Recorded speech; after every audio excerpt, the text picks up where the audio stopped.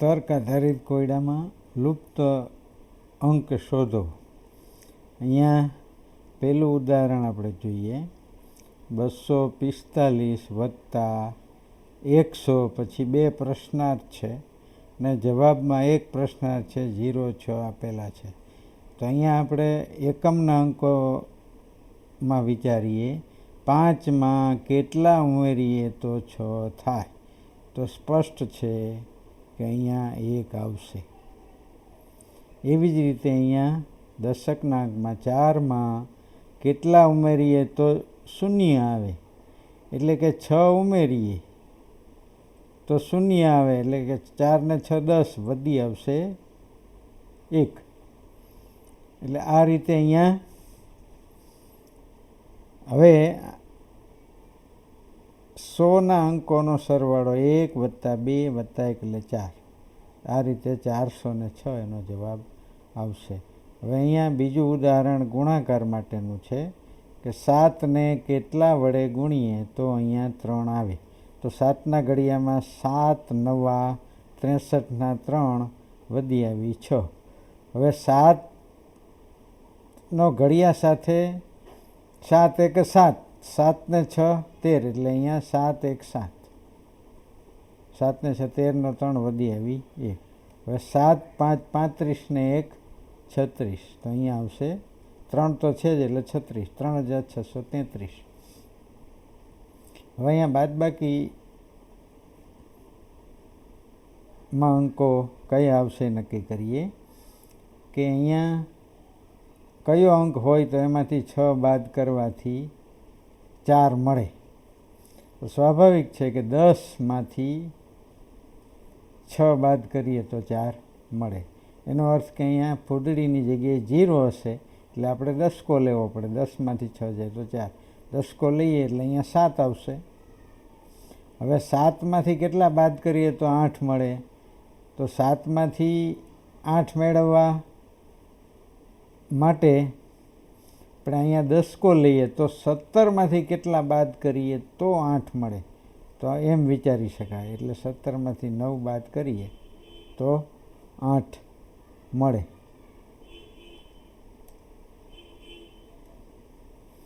એટલે અહીંયા આપણે 9 આવશે, એટલે 8. હવે અહીં દસકો લીધો એટલે અહીંયા 3 આવશે. 3માંથી કેટલા બાદ કરીએ તો 2 મળે, એટલે અહીંયા 1 આવશે. એટલે આ રીતે લુપ્ત થતા અંકોના કોયડા ઉકેલી શકાય. શ્રેણી આધારિત કોયડામાં અહીંયા 1 છે, પછી 3 છે, 5 છે. તો અહીંયા તમે જોઈ શકો કે 2નો ઉમેરો થાય છે. તો 9 પછી શું આવશે? 11. 11 પછી શું આવશે? 13. અહીંયા 25માંથી 20, 20માંથી 15, એટલે 5નો ઘટાડો થાય છે. તો 15 પછી 10 આવશે, 10 પછી 5 આવશે. અહીંયા 2 અને 5, 3 5, 5 ને 3 8, 8 ને 3 11. એટલે અહીંયા તમે જોઈ શકો છો કે 3નો ઉમેરો. તો 11માં 3 ઉમેરીએ તો કેટલા આવશે? 14. અને 14માં 3 ઉમેરીએ તો કેટલા આવશે? 17. હવે અહીંયા જાદુઈ ચોરસમાં અહીંયા 9 ખાના છે અને સંખ્યાઓ 2 થી 10 ગોઠવવાના છે. તો અહીંયા 7, 2, 9 એટલે 18 સરવાળો થાય છે. તો અહીંયા 10 અને 2 તો આપેલા જ છે. 10 ને 2 12 ને 6 18. અહીંયા 9 ને 5 14 આપેલા છે. તો અહીંયા આપણે 4 મૂકવા પડે. અહીંયા 10 ને 5 15 આપેલા છે. અહીંયા 3 મૂકવા પડે. 6 ને 4 10, અહીંયા આપણે 8 મૂકવા પડે. તો આ રીતે આડા ઊભા અને ક્રોસમાં સરવાળો 18 થાય છે. એ જ રીતે અહીંયા આપણે વિચારીએ તો સરવાળો અહીંયા પણ 18 જ છે. અહીંયા 10, 6 ને આપણે 2 મૂકશું એટલે 18 થઈ જશે. હવે આપણી પાસે 1, 2, 3, 4 ખાના બાકી છે અને સંખ્યાઓ કઈ બાકી છે? 4, 7, 8 અને 9. તો 18 સરવાળો કરવા માટે અહીંયા આપણે કઈ સંખ્યા મૂકીશું એ આપણે વિચારવું પડશે. દાખલા તરીકે હવે બાકી સંખ્યાઓ છે 4, 7, 8 અને 9. તો 4, 7, 8, 9. ધારો કે અહીંયા આપણે 4 મૂકીએ તો 5 ને 4 9, 9 ને 9 18. હવે આપણે 4 ને 6 10, 10માં કેટલા ઉમેરીએ તો 18 થશે 8. એ રીતે 9 ને 2 11, 11માં કેટલા ઉમેરીએ તો 18 થશે 7. આ રીતે. એ જ રીતે અહીંયા 15 ને 6 21, 21 ને 10 31, અહીંયા સરવાળો 34 થાય છે. એ જ રીતે અહીંયા જે લાઈનમાં ફક્ત એક પ્રશ્નાર્થ હોય એને પહેલાં શોધી લેવાના, પછી આગળ વધવાનું. તો અહીંયા 16 ને 3 19, 19 ને 13 32. તો અહીંયા આપણે 2 મૂકવા પડશે. હવે અહીંયા 1, 12 અને 13, અહીંયા એક પ્રશ્નાર્થ છે. તો 26, 26માં કેટલા ઉમેરીએ તો 34 થશે 8. એ જ રીતે અહીંયા 15 ને 4 19 ને 1 20, 20માં કેટલા ઉમેરીએ તો 34 થશે 14. તો અહીંયા હવે 4 પ્રશ્નાર્થ બાકી છે. એક અહીંયા બાકી છે, અહીંયા બાકી છે, અહીંયા બાકી છે, અહીંયા બાકી છે. હવે સંખ્યાઓ કઈ બાકી છે? આપણે 1 થી 16માંથી સંખ્યાઓ છે. તો અહીંયા 1, 2, 3, 4 એ આવી ગયા છે, એટલે 5 બાકી છે. ત્યાર પછી 6 આવી ગઈ છે, 7 બાકી છે, 8 આવી ગઈ છે, 9 બાકી છે, 10 આવી ગઈ છે અને 11 બાકી છે. હવે આ 4 સંખ્યાઓને આપણે અહીં મૂકવાની છે. તો હવે અહીં વિચારવાનું કે અહીંયા 4 છે, અહીંયા 16 છે, એટલે 20 થાય છે સરવાળો.